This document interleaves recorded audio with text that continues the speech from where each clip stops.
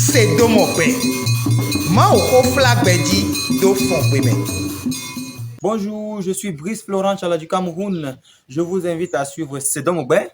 Sedom Ogbe, Maho Flag Beji de Fongweme.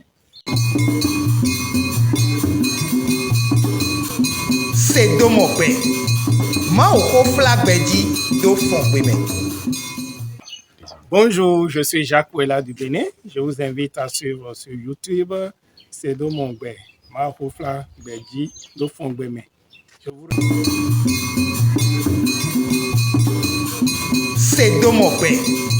Maoko flag beji do fongweme. Je suis Ndanga Béranger. Je viens du Gabon. Je vous invite à suivre Sedom Ogbe. C'est de mon père. Maoko flag beji do fongweme. Bonjour, je suis Justin depuis le Cameroun. Je vous invite à suivre Sedom Ogbe. C'est de mon père. Maoko flag beji do fongweme.